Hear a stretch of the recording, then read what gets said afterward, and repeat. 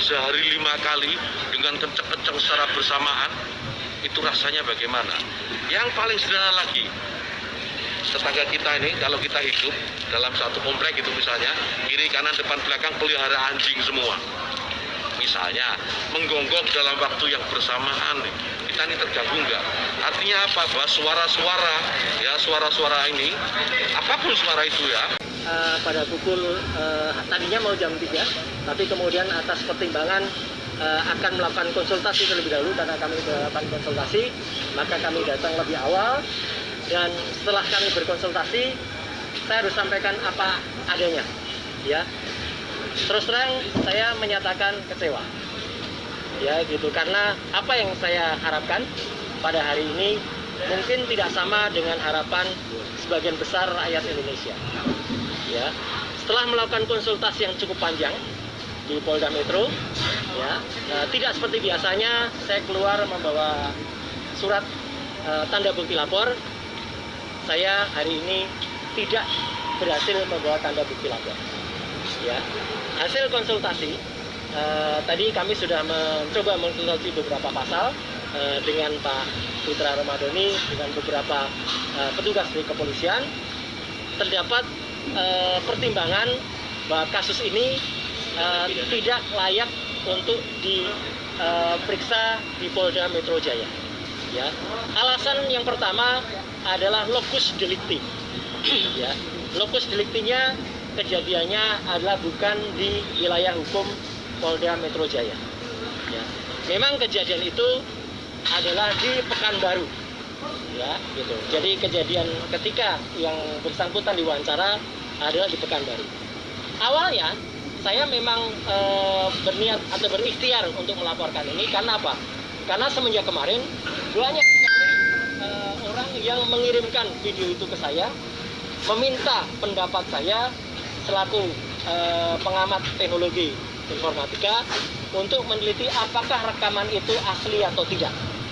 Dan saya pastikan rekaman yang sudah beredar selama ini itu adalah memang asli rekaman dari yang bersangkutan, yaitu adalah rekaman dari seseorang yang kita kenal sebagai Pak.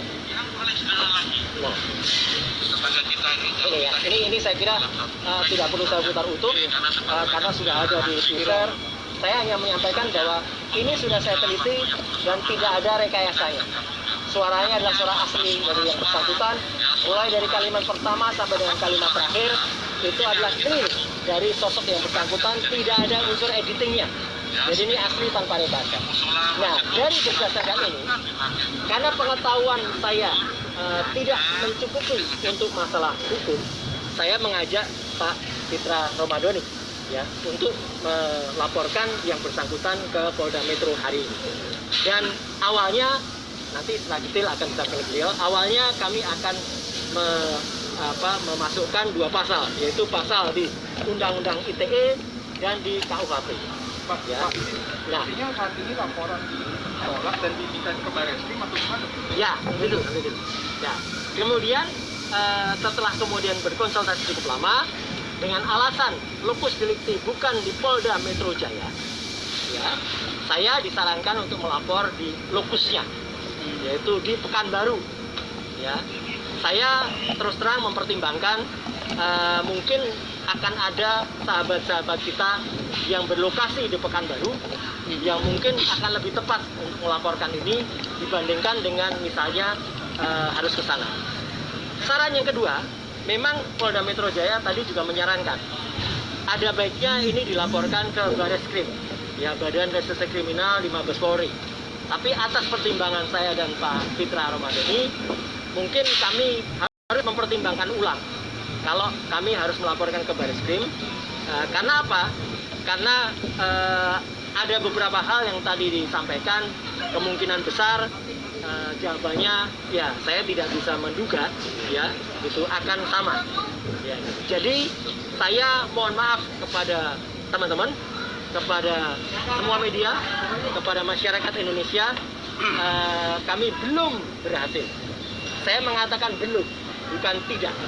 Kami belum berhasil, tapi saya siap untuk membackup kasus ini menjadi ahli dari kasus ini untuk membuktikan kalau rekaman ini memang dimungkinkan untuk diajukan. Karena apa? Saya banyak mendapat masukan para ahli hukum. Tadi kami juga sudah mencoba berkomunikasi dengan ahli hukum yang lain, misalnya Pak Abdul Fikar Hajar, yang beliau juga menyatakan itu masuk seharusnya di pasal 156A. Hanya saja, tadi hasil konsultasi menyatakan belum dapat diterima di sini. Jadi saya terus terang saja, saya tidak mengada-ada. Kami belum berhasil untuk melaporkan sosok YCQ sore hari ini, tapi ikhtiarnya kami sudah lakukan dan saya tidak akan berhenti sampai di sini. Ya, kalau ada pakar hukum lain yang kemudian siap untuk melakukan tindakan itu, insya Allah kita akan terus menyampaikan. Mungkin Mas, sebelum nanti menanggapi pertanyaan, Pak Fitra Romadhoni akan ada tambahan, silakan. Tambahannya, kami meminta maaf kepada masyarakat yang merasa tersakiti dengan statement yang bersangkutan, karena hari ini kami belum bisa mendapatkan laporan polisi dimaksud. Dalam artian, masyarakat yang tersakiti itu antara lain dengan perkataan yang bersangkutan dengan membanding-bandingkan sesuatu hal yang tidak pantas ataupun memisalkan seperti itu. Nah, makanya itu saya secara pribadi juga sangat kecewa dengan adanya suatu aturan-aturan terhadap suara-suara yang disebutkan oleh masjid maupun musola. Karena apa? Karena kita pada bulan Ramadan kita menginginkan suara-suara takbir, suara-suara azan, suara-suara pengajian. Itu adalah ciri khas kita. Sejak Indonesia merdeka, bahkan sebelum Indonesia merdeka, suara-suara yang disebutkan dalam masjid itu sangat satu dan tentu tidak ada yang merasa terganggu seperti itu. Nah, dan kenapa baru 76 tahun kita merdeka, baru ini ada aturan-aturan gitu. Saya khawatir